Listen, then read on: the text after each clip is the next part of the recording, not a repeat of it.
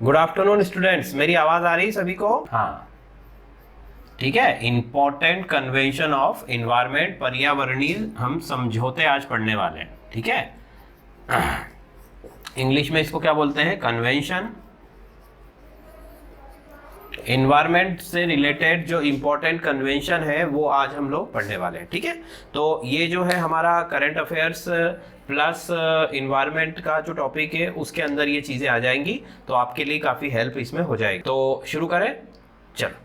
तो देखो, सबसे पहले तो बात करें हम कि पर्यावरणीय समझौते, पर्यावरण के समझौते है क्या, है ना। ऐसा हम ऐसा इसको जो टर्म हमने नाम दिया है, ये क्यों दिया है भाई? कि पर्यावरण जो है, देखो, जब से हमारा जो ह्यूमन बीइंग है अर्थ पर आया है और जब से इसने अच्छे से जो है हम कह सकते हैं कि डेवलपमेंट किया है ना। जैसे कि आज से अगर हम बात करें 300-400 साल पहले, तो जब से इंसानों ने जो है विकसित होना शुरू किया है, विकसित का मतलब कि यहाँ पर हमने उद्योग धंधे शुरू किए, बिजनेस इंडस्ट्रीज, है ना।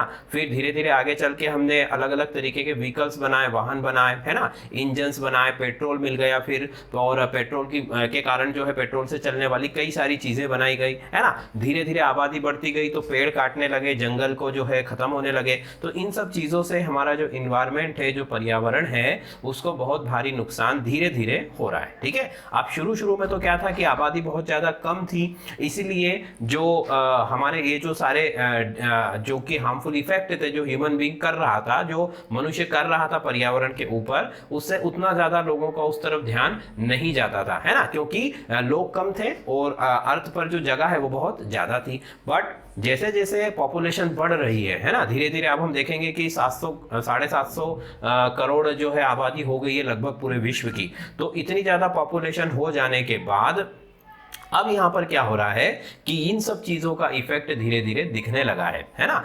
क्योंकि इतनी ज्यादा पॉपुलेशन की वजह से भाई, जैसे कि मान लीजिए कि हम एक सिंपल सा एग्जांपल ले, व्हीकल्स का एग्जांपल ले, तो जितने ज्यादा लोग हैं आजकल सभी के पास अपना पर्सनल व्हीकल है ना, गाड़ी है या तो फिर कार है, कुछ भी है। तो उनसे निकलने वाला जो धुआं है उसकी वजह से जो है हमारा जो इन्वायरमेंट है वो बहुत ज्यादा इफेक्टेड हो रहा है, ठीक। तो पर्यावरणीय जो समझौते हैं वो किससे रिलेटेड है? वो पर्यावरण के ऊपर मनुष्यों द्वारा जो भी क्रियाकलाप किए जा रहे हैं, वो जो दुष्प्रभाव डाल रहा है, उन दुष्प्रभावों को रोकने के लिए ये समझौते किए जा रहे हैं। अब देखो, चूंकि अर्थ तो जो है हमारा एक प्लेनेट है पूरा, मान लो अगर मैं इंडिया के अंदर कोई ऐसा काम करता हूं, कार्बन उत्सर्जन करता हूं, कार्बन का जो है इमिशन करता हूं, है ना। मान लीजिए मेरे यहाँ पर बहुत ज्यादा कोयला जलाया जा रहा है और उससे जो है धुआं निकल रहा है, कार्बन डाइऑक्साइड निकल रही है। तो वो कार्बन डाइऑक्साइड चाहे इंडिया में निकले, चाहे अमेरिका में निकले, चाहे चीन में निकले, कहीं पर भी निकले, ठीक है,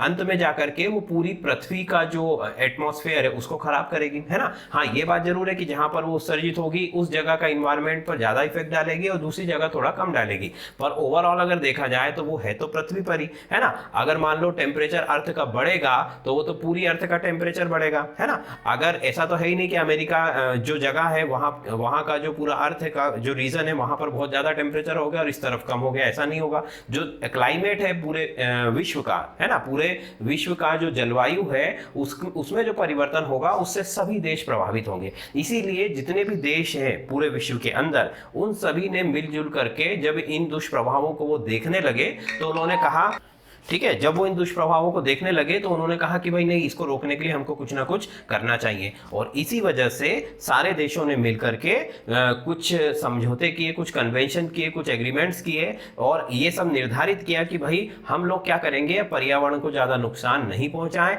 या हम जो भी काम करते हैं, जो भी उद्योग धंधे करते हैं, उनसे जो है हमारे पर्यावरण को, हमारे आसपास की जलवायु को ज्यादा नुकसान ना हो। ये सारी चीजें इन समझौतों के अंतर्गत रखी गई, ठीक। तो कुल मिला के अगर मोटा मोटा देखा जाए तो क्या कह सकते हैं कि पर्यावरणीय समझौते या इन्वायरमेंटल कन्वेंशन क्या है? तो ये ऐसे समझौते हैं जो मनुष्यों के क्रियाकलापों के द्वारा पर्यावरण के ऊपर जो दुष्प्रभाव किए जा रहे हैं उसको रोकने के लिए किए गए समझौते या एग्रीमेंट या कन्वेंशन है, ठीक है। अब देखो, इनमें कौन कौन सी चीजें इंपॉर्टेंट है। पहला है हमारा कार्बन उत्सर्जन, है ना, कार्बन का उत्सर्जन। दूसरा जो है हमारी ग्रीन हाउस गैसेस, है ना, कार्बन इमिशन।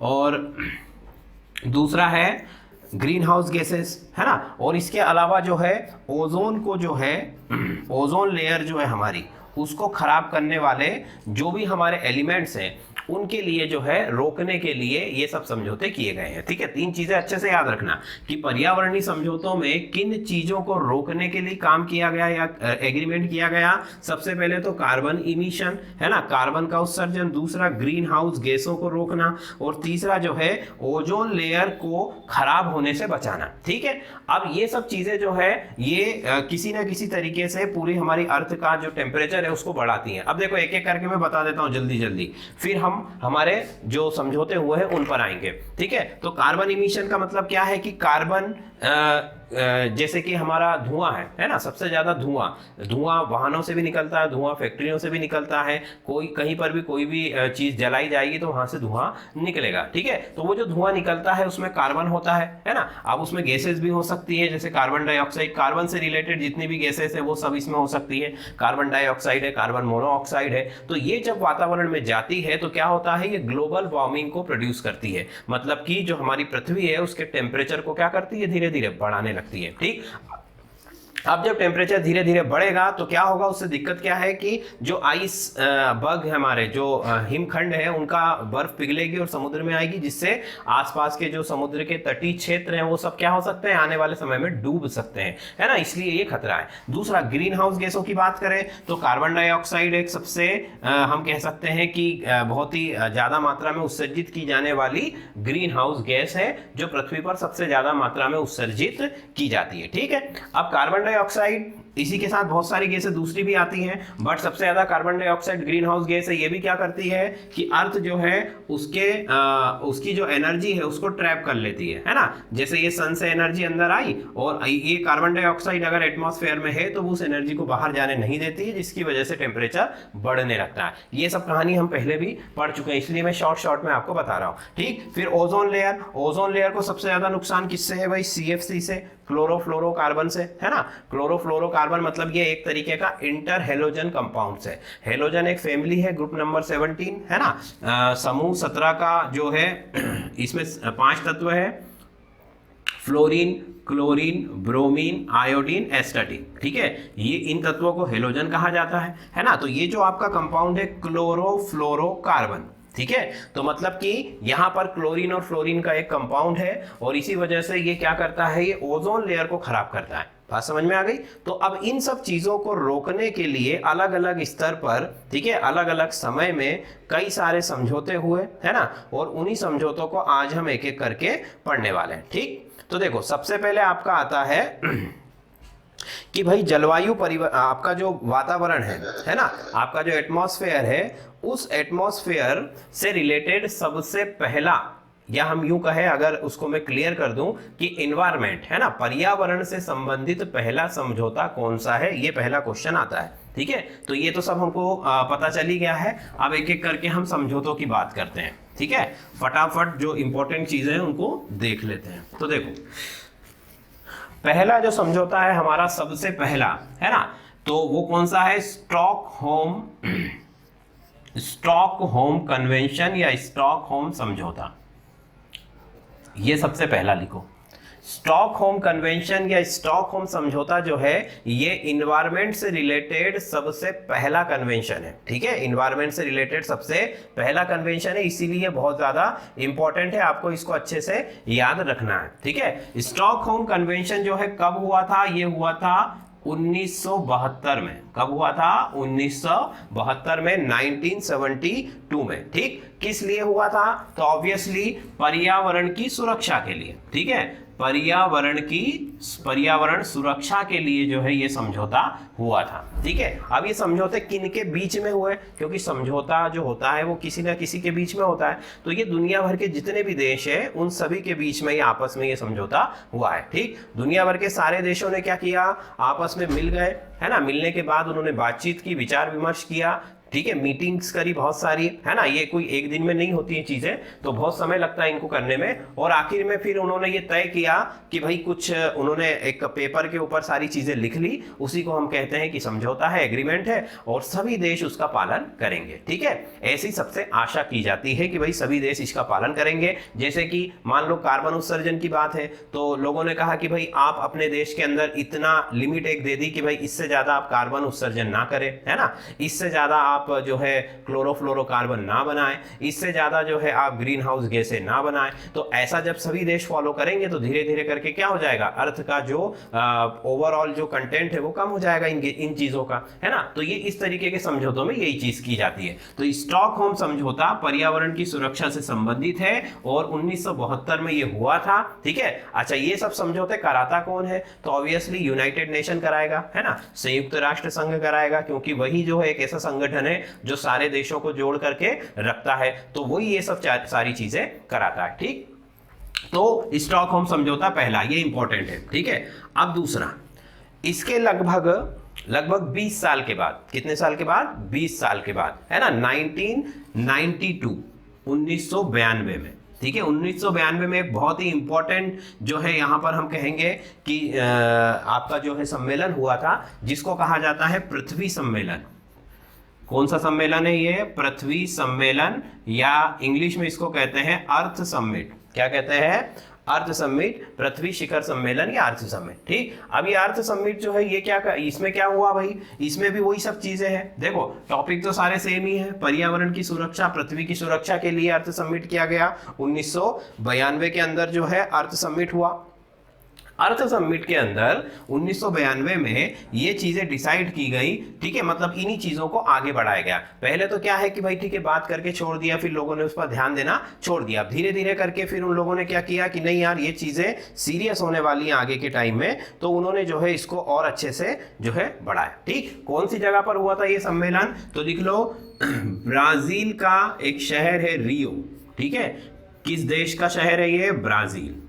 फाइन, ब्राजील देश का एक शहर है रियो। उस रियो में 1992 में अर्थ समिट हुआ था। ठीक है, ये इतनी चीज हमको इसके बारे में याद रखनी है। तो इसी अर्थ समिट को, पृथ्वी सम्मेलन को रियो सम्मेलन भी कहते हैं, क्योंकि ये रियो नामक जगह पर पे हुआ है। जिस जगह पर वो सम्मेलन होता है उसी का उसको नाम दे दिया जाता है। जैसे कि हम पढ़ेंगे अभी आपका जो है क्योटो प्रोटोकॉल, तो वो जापान के क्योटो शहर में हुआ, इसलिए उसका नाम क्या कर दिया, क्योटो सम्मेलन। वैसे ही ये ब्राजील के रियो शहर में हुआ, इसलिए इसका नाम क्या कर दिया, रियो कन्वेंशन। फाइन, चलो फिर इसके बाद आगे चल के क्या हुआ कि 1994 में, ठीक है, ये 1972, 1972, फिर 1992 और 1994। 1994 में जो है UNFCCC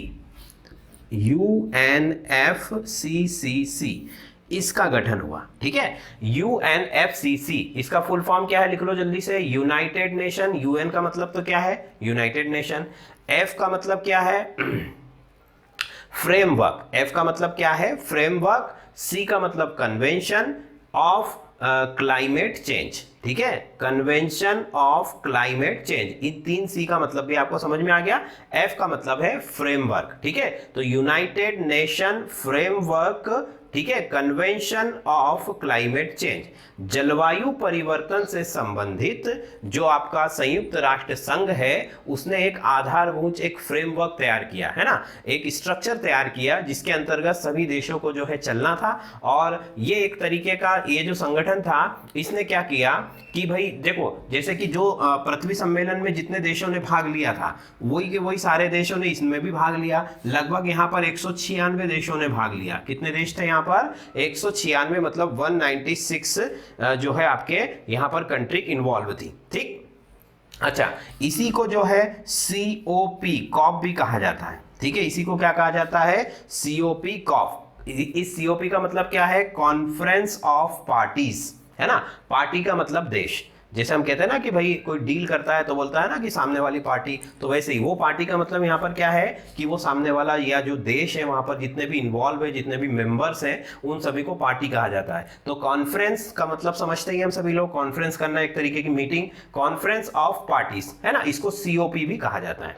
ठीक है, तो UNFCCC आया कब? 1994 में, 1992 में पृथ्वी सम्मेलन, उसके बाद ये, और इसी को हम क्या कह सकते हैं? कॉप। ठीक है। अब ये जो कॉप होता है ये पर ईयर, मतलब कि हर साल ये अपने मीटिंग्स करता है, अपने सम्मेलन करता है, तो उसी को हम कॉप 1, कॉप 2, कॉप 3 इस तरीके से बोलते हैं। ठीक है, कॉप 1, कॉप 2, कॉप 3।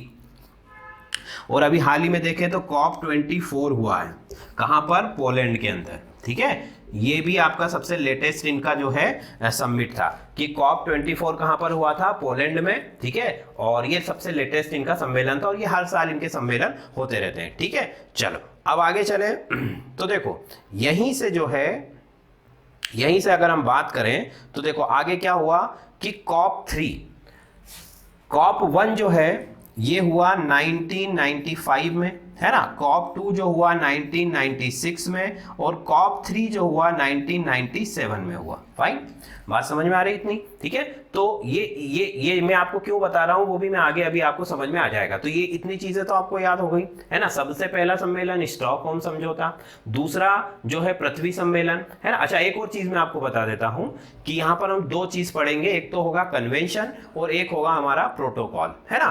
तो मतलब कि समझौता भी है और एक होता है आपका प्रोटोकॉल। तो इन दोनों में भी एक छोटा सा बॉर्डर लाइन डिफरेंस होता है। वो डिफरेंस ये होता है कि जो समझौता है, जो कन्वेंशन है, ये एक तरीके से बॉन्डेड नहीं होता, बाध्यकारी नहीं है कि भाई आपको करना ही है ना। मतलब कि अगर नहीं करोगे तो फिर आपके ऊपर कुछ ना कुछ एक्शन लिया जाएगा, ऐसा नहीं है। ठीक है, बट जो प्रोटोकॉल्स होते हैं वो बाध्यकारी होते हैं, बॉन्डेड होते हैं। मतलब कि अगर कोई देश ने ये प्रोटोकॉल पर एक बार साइन कर दिए तो फिर वो उसको मानना पड़ेगा, नहीं मानेगा तो फिर उसके ऊपर कुछ ना कुछ एक्शन लिया जाएगा। ठीक है, तो ये दोनों में छोटा सा डिफरेंस है। इतनी बात क्लियर? चलो तो देखो इसको ध्यान रखना बस। अभी कॉप 3 ये कब हुआ था? 1997 में, है ना।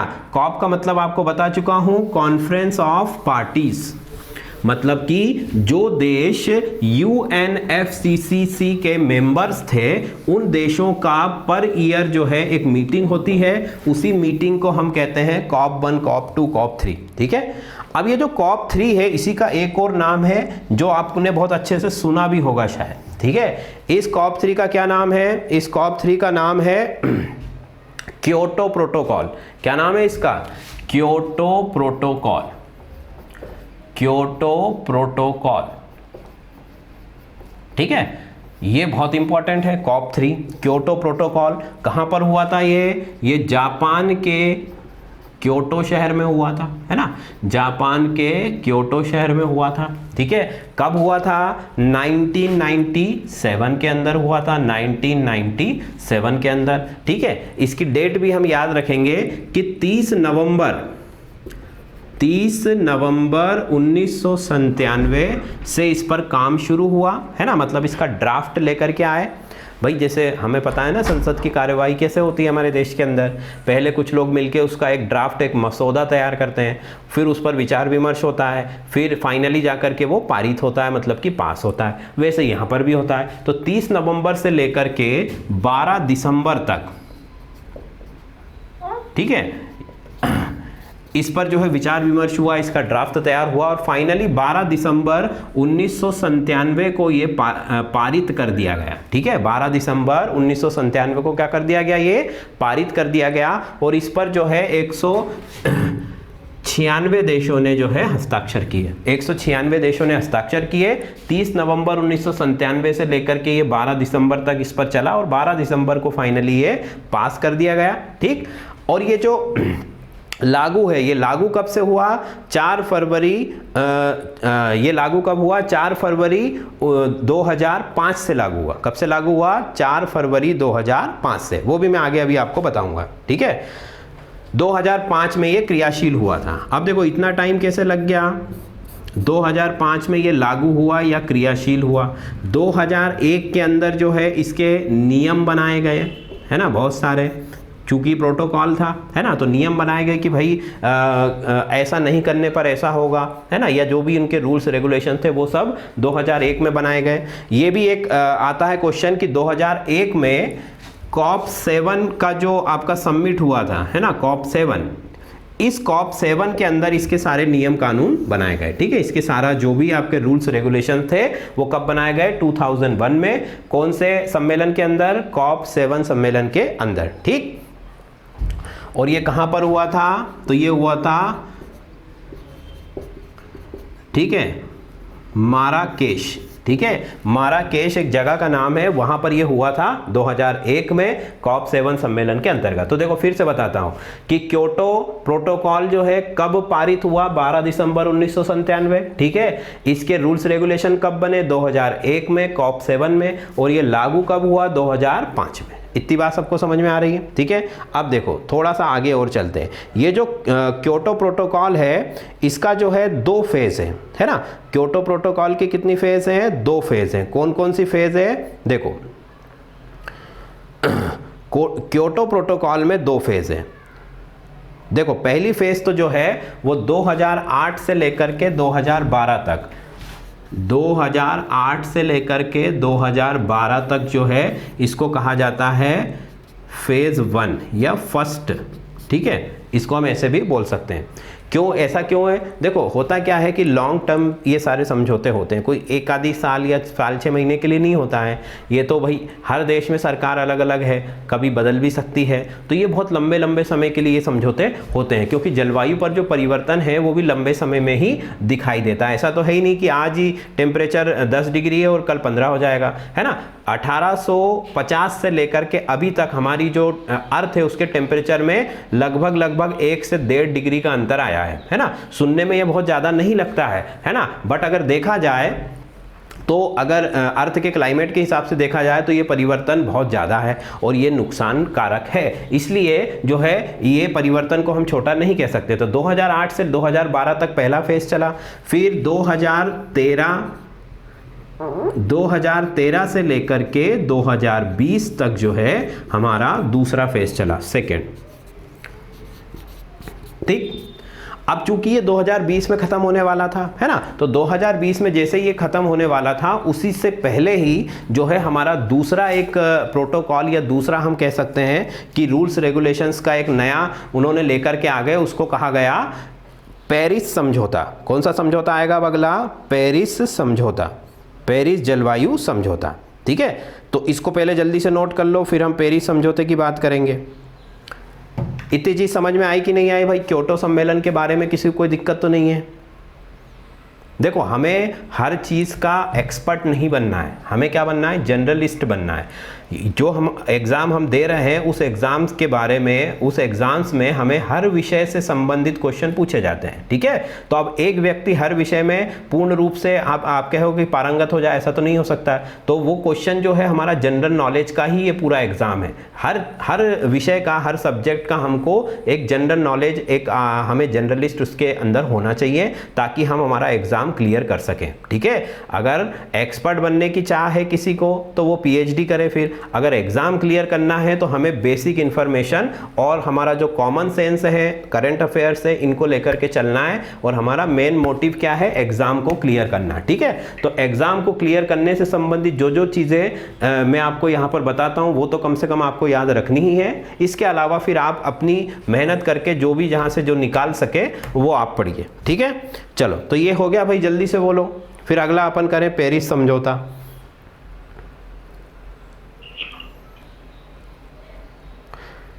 करें भाई आगे शुरू?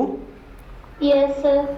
चलो ठीक है, तो अब अगला आता है हमारा पेरिस समझौता।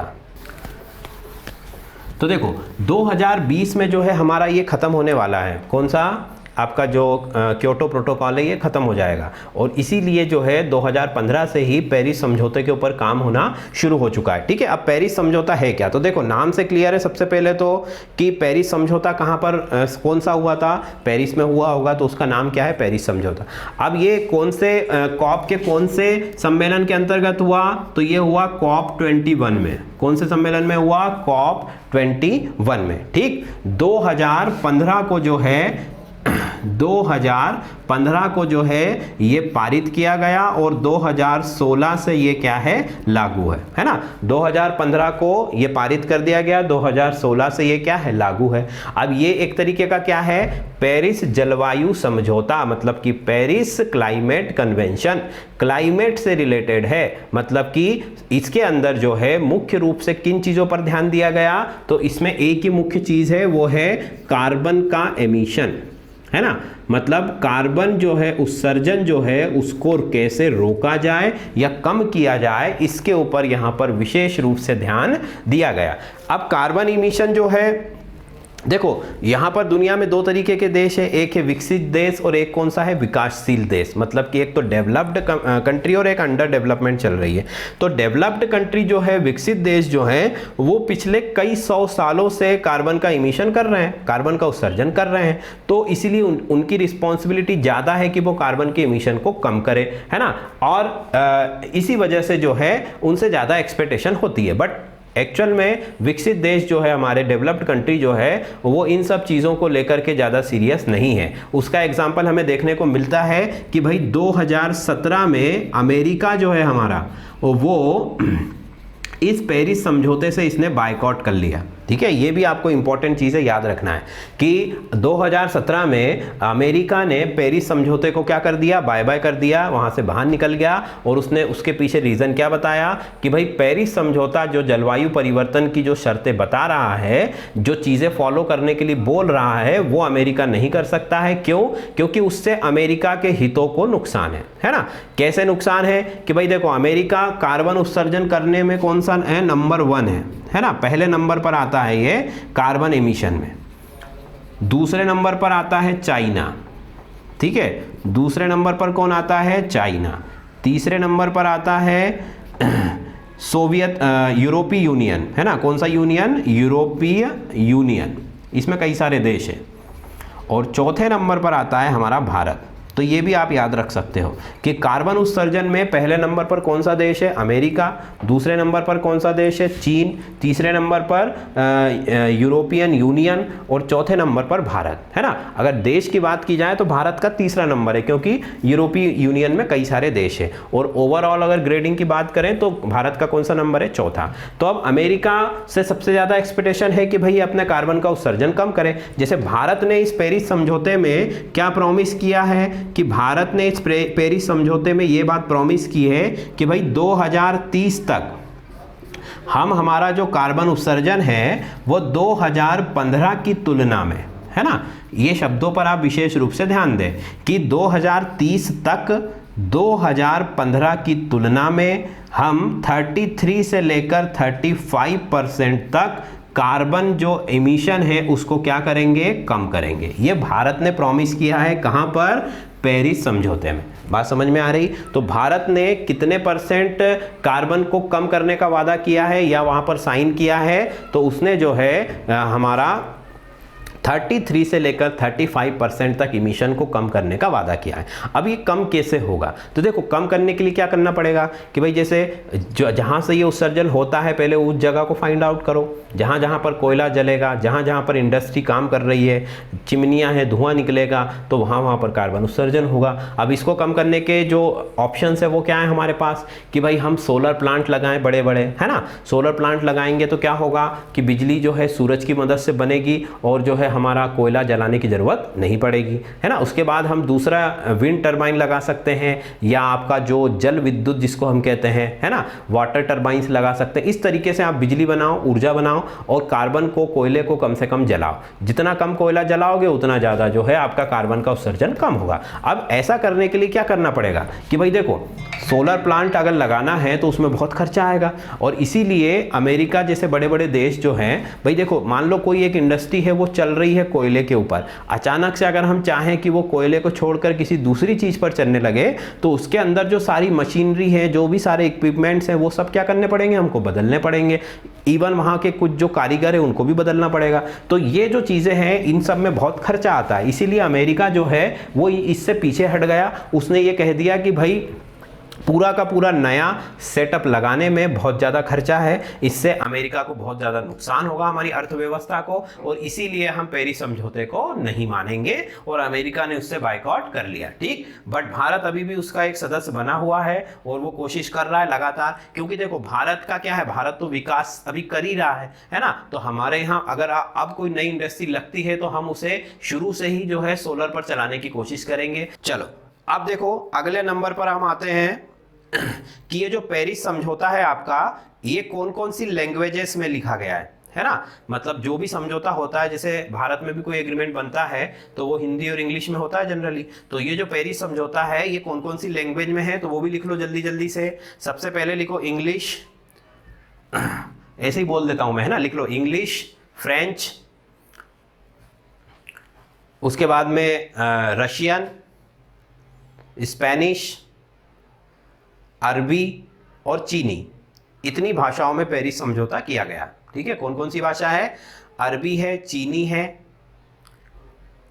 अंग्रेजी है, फ्रेंच है, रशियन और स्पेनिश। ठीक है, चलो तो ये रहा हमारा पेरिस समझौता। अब देखो इसी में कुछ और चीजों के बारे में मैं आपको बताता हूं जो कि एग्जाम के पॉइंट ऑफ व्यू से बहुत ज्यादा जरूरी है। ठीक है, चलो अब पहली बात, अब इसके बाद अगर दूसरी बात हम करना चाहें तो वो है हमारा साइट्स के बारे में हम बात करेंगे। ठीक है, देखो स्टॉकहोम समझौता हो गया हमारा 1972 के अंदर। अब दूसरा लिखो, अगला लिखो CITES, CITES, CITES, CITES convention, CITES convention. ठीक, इसका फुल फॉर्म भी लिख लो, convention on international trade, convention of international trade in endangered species, in endangered species. ठीक है, मतलब कहने का कि जो संकटग्रस्त प्रजातियां हैं, फुल फॉर्म लिख लिया सबने कि एक बार फिर से बोलूं, फुल फॉर्म लिख लो जल्दी से, convention on international trade, convention of international trade in endangered species, trade endangered species, संकटग्रस्त प्रजातियों। ठीक है, उनको देखो होता क्या है कि लोग जानवरों को मार करके उसको इलीगली बेच देते हैं, जैसे हाथी दांत के लिए गेंडे का सींग हो गया, या शेर की खाल हो गई, या वो जो लाल पांडा हमारे यहाँ पर मिलता था पहले, अब तो बहुत कम कभी कभार देखने को मिल जाता है, वो लाल पांडा का जो पूरा जो फर होता है उसके लिए। तो ऐसे लोग क्या करते हैं कि जानवरों को अवैध रूप से मार देते हैं, फिर उनके अंगों को या फिर पूरे के पूरे एनिमल को, जिंदा जानवर को भी बेच देते हैं या फिर उसके अंगों को बेचते हैं। तो ये सब चीजें बहुत ज्यादा हुई, क्यों? क्योंकि लोगों को पैसा अवैध तरीके से और आसानी से पैसा कमाना था, इसलिए। तो उस वजह से क्या हुआ कि कई सारे एनिमल्स की जो स्पीसीज है वो धीरे धीरे खत्म होने लगी, है ना। जैसे सफेद शेर हो गया, लाल पांडा हो गया, इसके बाद में हमारा जो गेंडा आता है, जो असम में कांजीरंगा में हमने रिजर्व कर रखा, वो गेंडा हो गया। हाथी भी आता था सफेद एक, वो भी है। तो ऐसी जितनी भी फ्लोरा और फाउना, मतलब कि वनस्पति और जीव जंतु है ना, जो कि संकटग्रस्त हैं, जो कि या तो बिल्कुल खत्म होने की कगार पर है, उन प्रजातियों को बचाने के लिए ये जो है साइट्स जो है समझौता किया गया 1974 में, सॉरी 1973 में। ठीक है, 1973 में साइट्स जो है आपका, साइट्स कन्वेंशन जो है किया गया। इसको वॉशिंगटन समझौता भी कहते हैं, वॉशिंगटन समझौता भी कहते हैं। ठीक है, वॉशिंगटन समझौता भी कहते हैं, साइट्स भी कहते हैं। ठीक है, अब ये लागू कब से हुआ? 1975 से ये लागू हुआ। 1973 में जो है ये बना, और लागू कब से हुआ, क्रियाशील कब से हुआ? 1975 से। 1975 से ये क्रियाशील हो गया, 1 जुलाई 1975। ठीक है, 1 जुलाई 1975 से ये क्रियाशील हो गया। 1973 में ये बनाया गया और 1 जुलाई 1975 से ये क्रियाशील हो गया। ठीक, अच्छा, इसकी एक और खास बात है कि ये विश्व का सबसे बड़ा वन्य जीव संरक्षण समझौता है। ठीक है, ये लाइन भी आपको याद रखनी है। क्या है ये? विश्व का सबसे बड़ा वन्य जीव संरक्षण समझौता है। ठीक है, विश्व का सबसे बड़ा वन्य जीव संरक्षण समझौता है। इसमें जीवों के अंगों, ठीक है, तथा उसकी जो वनस्पतियां हैं, पेड़ पौधों की जो कुछ ऐसी प्रजातियां हैं जिनमें बहुत स्पेशली कैरेक्टरिस्टिक्स होते हैं, है ना, उनको बचाने के लिए जो है इसमें प्रयास किया गया। ठीक है, तो ये हो गया आपका कौन सा समझौता? साइट्स। इसको भी आपको अच्छे से ध्यान रखना है। ठीक, इसकी जो मीटिंग्स है वो 3 साल में एक बार होती है। ठीक है, साइट्स की जो मीटिंग्स होती है वो 3 साल में एक बार होती है। और COP18 जो कि जेनेवा में हुआ था, ठीक है, COP18 जो कि जेनेवा में हुआ था, ठीक है, यहां पर जो है 28 अगस्त 2019 को 28 अगस्त 2019 को जो है इसकी जो हम कह सकते हैं कि COP18 के अंतर्गत इसकी जो मीटिंग हुई थी वो 28 अगस्त 2019 को हुई थी। ठीक, अब इसकी मीटिंग जो है अब होने वाली 3 साल में एक बार होगी। तो 2019 में लास्ट मीटिंग हुई थी, अब मीटिंग इसकी हो सकता है आने वाले ये जो 2021 चल रहा है इसमें कभी भी वो रख सकते हैं। चल, तो ये हो गया। अगला देखो भाई, साइट्स के बाद आता है आधारी समझौता। ठीक है, कौन सा समझौता? आधारी। मिटा दो इसको, आधारी समझौता। ठीक है, आधारी समझौता 1989 में हुआ था, 1989 में हुआ था। ठीक है, अब ये किस लिए हुआ था? ये जो आधारी समझौता है, ये जो हार्मफुल वेस्ट मटेरियल है ना, उसको लोग कहीं पर भी जो है फेंक देते हैं। जैसे समंदर पूरा कचरे से भर दिया, कहीं पर कोई खाली जगह मिली वहां पर डाल दिया, कुछ लोग तो ज्वालामुखी में जाके डाल देते हैं, है ना। तो ऐसे ऐसे भी यहाँ पर हमें एग्जाम्पल देखने को मिलते हैं। जैसे नॉर्मली हम देखते हैं ना कि लोग कहीं पर भी कचरा फेंक देते हैं, वैसे ही जब देश की बात आती है तो देश भी ऐसे ही करते हैं। कोई समंदर में डाल देता है ना, वो बहकर फिर किसी दूसरे देश में चला जाता है, या वहाँ की एक्वेटिक लाइफ को खराब कर देता है। कोई ले जा करके उसको कहीं खाली पड़ी जगह में डाल देता है, कोई उसको ज्वालामुखी के अंदर डाल देता है, कोई जला देता है। इस तरीके से जो हार्मफुल वेस्ट है, उस वेस्ट को डिस्पोज करने के लिए कुछ रूल्स रेगुलेशन बनाए गए। ठीक है, उस वेस्ट को डिस्पोज करने के लिए कुछ रूल्स रेगुलेशन, समझौता करने, उसका समाधान करने के लिए कुछ नियम बनाए गए। ठीक है, तो इन नियमों को ही जो है हम आधारी समझौता कहते हैं। ठीक है, और ये कब किया गया था? 1989 में किया गया था। ठीक, तो ये हो गया, ये कौन सा समझौता हो गया? आधारी। इसका सन याद रखना है और ये किस लिए किया गया था वो याद रखना है। अगला लिखो वियना समझौता। ठीक है, वियना, वियना समझौता, वियना समझौता। ठीक है, वियना समझौता जो है 1985 को हुआ था। कब हुआ था? 1985 को। वियना समझौते के अंतर्गत ओजोन परत के संरक्षण के लिए जो है कई सारे रूल्स रेगुलेशन बनाए गए। ठीक है, वियना समझौता किस लिए हुआ था? ओजोन लेयर के डिप्लेशन को रोकने के लिए।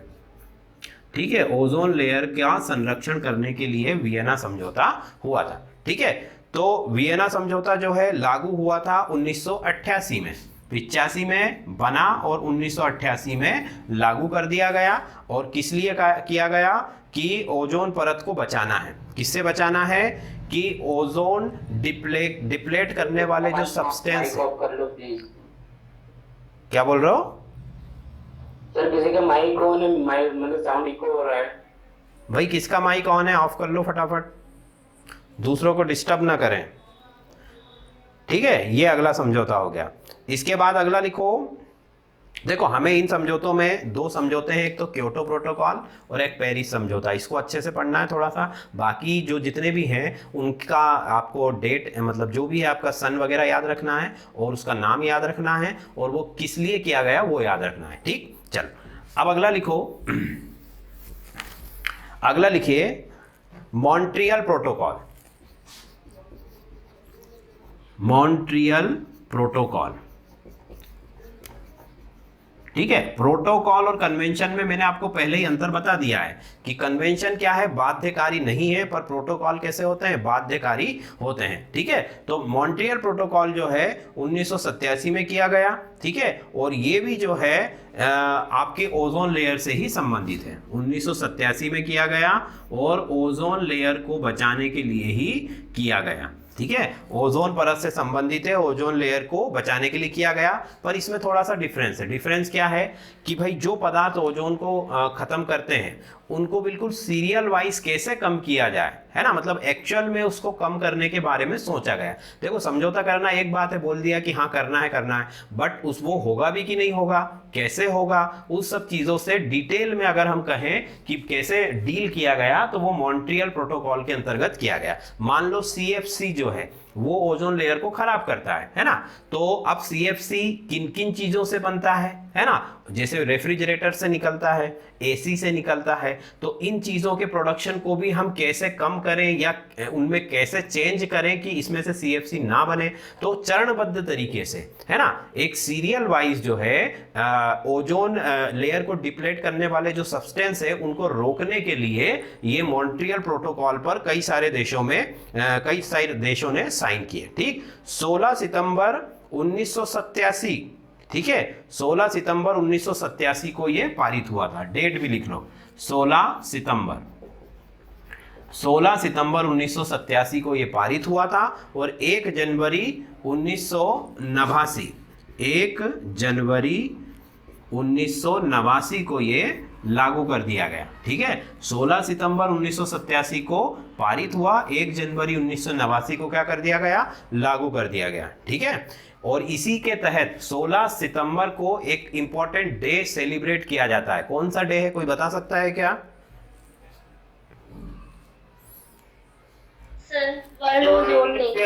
हाँ, वेरी गुड। ठीक है, तो 16 सितंबर को इसी की डेट पर वो डे आपका मनाया जाता है। ठीक है भाई, चलो अगला लिखो, किगली समझौता।